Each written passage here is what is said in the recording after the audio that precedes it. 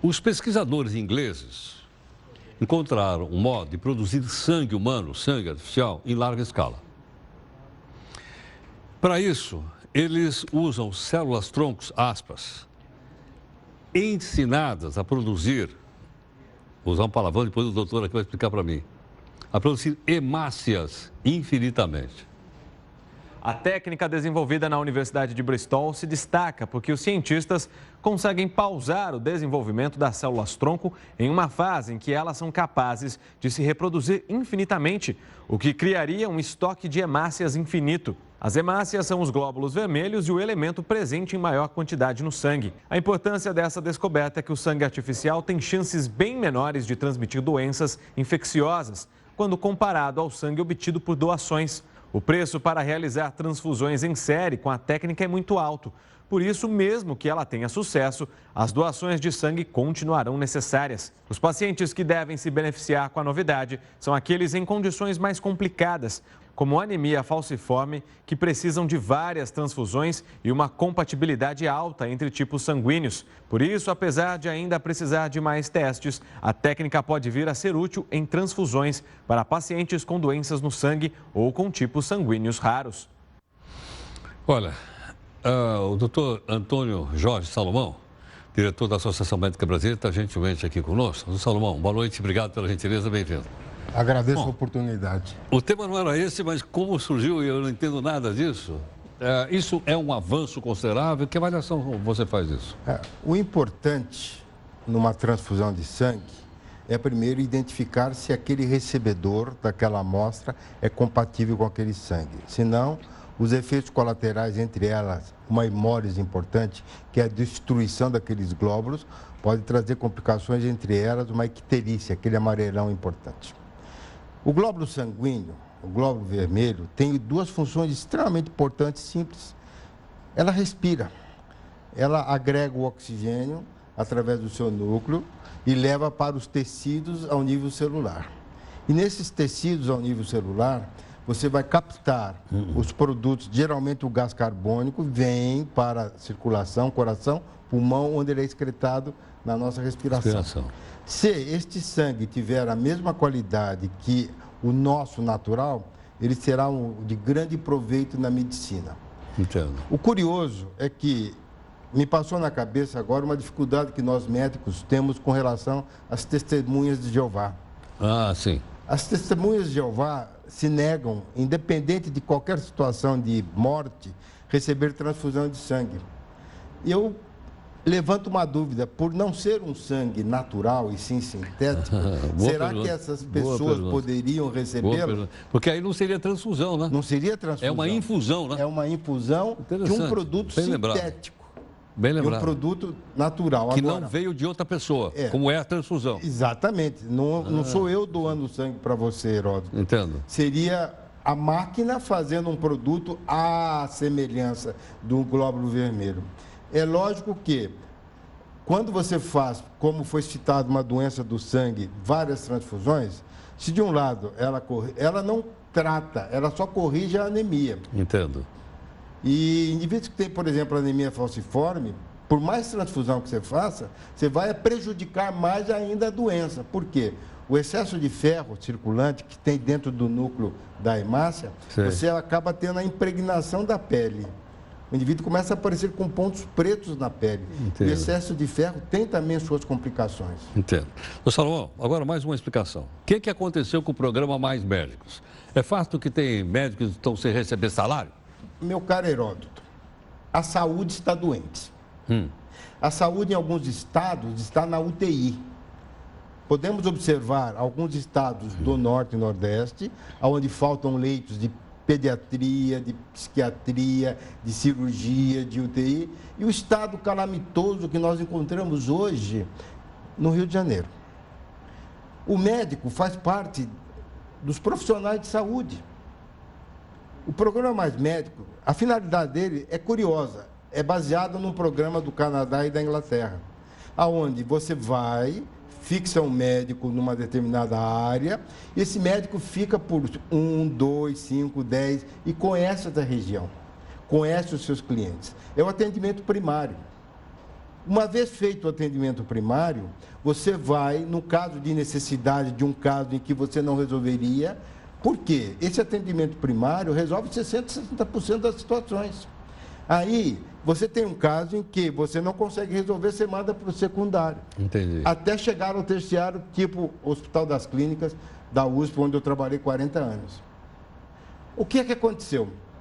Com a entrada dos cubanos em número de 18 mil, a primeira medida que a AMB tomou foi pedir ao consulado cubano que nos mandasse o memorial desses indivíduos, que a gente respeita como profissionais, viesse para o Brasil. Por quê?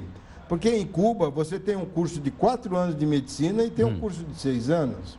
E nós acreditamos que muitos dos profissionais que vieram não têm o curso completo.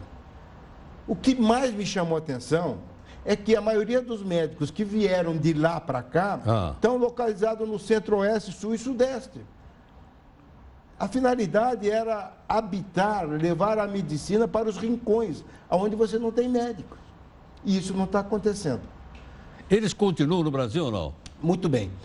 Hoje, eles continuam, mas há uma tendência, eu vou responder a sua pergunta do salário. Hoje há uma tendência do Ministério da Saúde de substituir os médicos cubanos por médicos brasileiros. Mas tem? Tem. Porque eles disseram que não tinha. Tem. Veja o que está acontecendo. Com relação ao salário, em primeiro lugar. Esses médicos cubanos não vieram como médicos, vieram como intercambistas. Detalhe, que talvez você não tenha atinado para isso. Por serem intercambistas, eles não podem ser registrados no Conselho Federal de Medicina, que é onde que nós pagamos as nossas culpas. Em não tendo com quem puni-los por mau atendimento ou desconhecimento de doenças, eles ficam livres e soltos, às custas de observação de um tutor. Tutor esse que não existe. Portanto, há uma defasagem e muita conversa a respeito do número de atendimentos. Eu vou te dar um exemplo. Consta de uma declaração do ministro da Saúde que o ano passado, desde que os médicos cubanos começaram, foram atendidos 63 milhões de pessoas. 63 milhões? Está escrito em novembro, no dia 20, publicado. Eu tenho aí o documento, se você quiser. Está aqui, ó. 63 milhões para 20 mil médicos. Veja quanto cada um teve que atender por dia. Bom, agora, o que acontece? Se a finalidade era fixar o médico numa determinada cidade, depois de 2 ou 3 anos ele vai embora. Você não fixa médico. Agora, o salário é generoso. Segundo consta, desse salário, o que fica para ele é 2, 3 mil e o que vai embora nós não sabemos. Agora, o problema do salário, Heródoto, isso é um pedacinho do iceberg. O que aconteceu quando os mais médicos vieram para o Brasil? As prefeituras contratavam os médicos para o seu trabalho. O que aconteceu? Um grande número de demissões de médicos brasileiros diplomados. Por quê? Enquanto esses médicos ganhavam 1.000, 2.000, 3.000, eles mandavam embora, poupavam esse dinheiro e pegavam os médicos cubanos pagos pelo governo federal. Isso foi uma, não vou falar a palavra técnica, mas foi uma judiação em que foi feito com relação aos médicos. Não basta você pegar o doutor Heródoto, colocar numa cidade sem uma infraestrutura de 1 ou 2 enfermeiras. Entendi. Um pequeno laboratório. Nós tivemos oportunidade de trazer, na época, pessoas que começaram isso aqui. Realmente. Então, se você quer fazer com que o médico vá para os rincões, faça carreira de Estado. O que é carreira de Estado? Um delegado tem carreira de Estado, um juiz tem carreira de Estado, um promotor tem carreira de Estado. Por que não médico? Por que não médico? É verdade. E outra coisa, há um consenso na população que o médico é rico. Ele não tem família, ele não tem que pagar IPVA, não tem que pagar IPTU, não tem que pagar a escola do filho, que ele a vida inteira tem que morar numa cidade onde não lhe oferece, depois de 5 ou 10 anos de trabalho, condições de educar seu filho. Verdade. Professor doutor Antônio Jorge Salomão, diretor da AMB, gentilmente aqui conosco. Salomão, agora uma questão direta. Como é que nós vamos resolver essa situação que você fez assim o highlight para a gente? É complexa. O que está acontecendo no Brasil? Número exagerado de novas faculdades de medicina estão sendo abertas. Você é um professor. Você sabe que para abrir uma faculdade de medicina você tem que ter uma infraestrutura de professores, doutores. Eu fui 40 anos docente da USP. Tem que ter um corpo docente, hospitais, enfermagem, serviço de imagem, serviço de laboratório. A maioria dessas escolas não tem. Mas o governo quer povoar a população de médicos novos para que entre nesse programa de mais médicos. Não é assim que se resolve o problema de saúde. Precisa de gestão. Os hospitais estão quebrados, principalmente os hospitais de uma cidade como o estado de São Paulo, onde o Hospital São Paulo, infelizmente, uma das grandes escolas de medicina, está fechando. Não é falta de dinheiro, é gestão. Do dinheiro. Como essa que a gente mostrou aí nos monte de prédios, você viu aí, né? Um monte de prédio abandonado e eles pagam 2 bilhões de aluguel. Exato. Então, para resolver um problema crônico que venha de muitos anos atrás, nós precisamos tirar o aspecto político, demagógico, em que a maioria dos governos fizeram.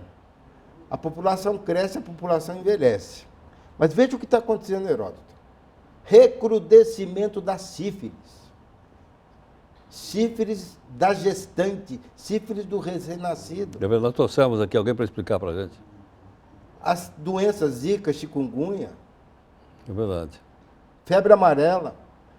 Se o governo investisse $1 em saneamento, em vacina, em alimentação, você ia poupar $4 de tratamento hospitalar. Vai explicar isso lá.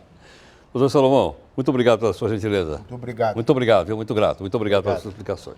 Então está aí o doutor Salomão. Né? A gente aproveitou, inclusive, com aquela história do sangue, precisava de alguém com credibilidade, professor, doutor da Universidade de São Paulo, para explicar de uma maneira fácil, para a gente entender e depois avaliar para a gente também o programa Mais Médico. A gente volta já já.